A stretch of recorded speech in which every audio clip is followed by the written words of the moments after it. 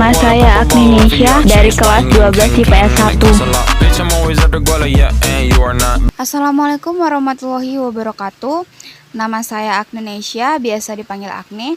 Saya lahir pada 9 Agustus 2005 dan lahir di keluarga yang sederhana.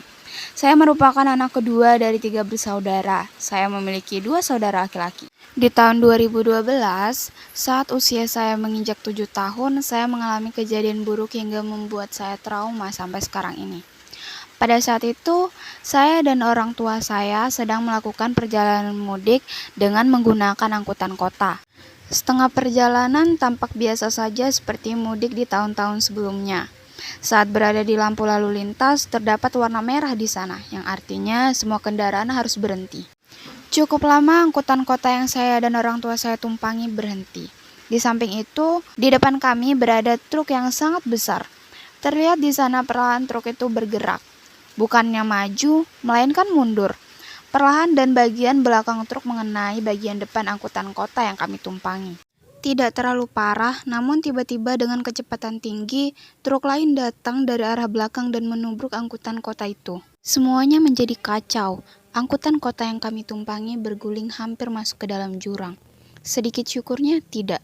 Saya tidak tahu apa yang baru saja terjadi. Yang saya tahu, saya sudah berada di gendongan ibu saya yang sedang menangis sejadi-jadinya. Banyak darah yang berserakan di sana. Saya melihat banyak orang yang sedang menangis. Ada juga yang memohon pertolongan dan memberi pertolongan. Melihat kondisi yang berantakan seperti itu, saya hanya bisa menangis. Dan saya paham mengapa tangisan ibu saya sampai seperti itu. Ayah saya terjebak di bawah angkutan kota itu. Dengan kata lain, tertimpa angkutan kota. "Tolong bantu angkat, Pak. Tolong," kata ibu saya. Saya dan ibu saya sangat bersyukur banyak sekali orang baik yang membantu kami. Akhirnya dengan tenaga beberapa orang, angkutan kota itu bisa diangkat dan berhasil mengeluarkan ayah saya dari sana. Dengan cepat, ayah saya diangkut dan dilarikan ke rumah sakit beserta korban yang lain. Tidak ada korban jiwa dalam kejadian ini, dan ayah saya dapat melewati masa kritisnya. Sejak dari kejadian ini, saya menjadi takut jika melihat kendaraan-kendaraan yang ukurannya cukup besar. Setelah kejadian buruk ini, ada kejadian tak terduga lainnya.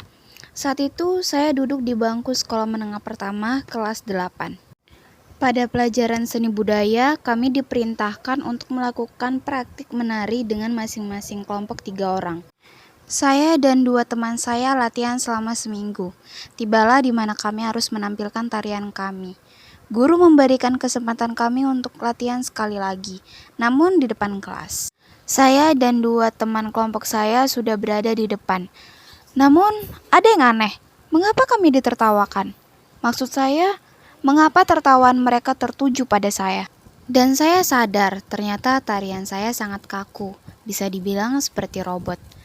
Jadi tidak heran mereka menertawakan saya.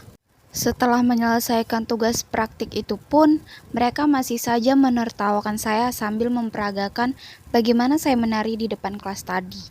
Terlihat biasa saja, namun apakah pantas teman sekelas memperlakukan temannya sampai seperti itu? Cukup menyakitkan, tapi saya bisa apa? Saya hanya diam dan menunggu waktu pulang. Kejadian yang tidak menyenangkan selalu terjadi selama saya duduk di kelas 8 hingga 9. Setiap apa yang saya lakukan selalu ditertawakan, dikata-katain, bahkan saya diam saja mereka tetap menghina saya. Entahlah mereka mempunyai dendam apa pada diri saya. Akibat kejadian yang tidak menyenangkan seperti itu atau bisa dibilang pembulian terjadi terlalu sering pada saya, mengakibatkan mental saya menjadi rusak. Saya menjadi takut bertemu orang banyak atau berada di tempat umum. Demikian cerita sejarah pribadi saya yang dapat saya ceritakan. Sekian, terima kasih. Waalaikumsalam warahmatullahi wabarakatuh.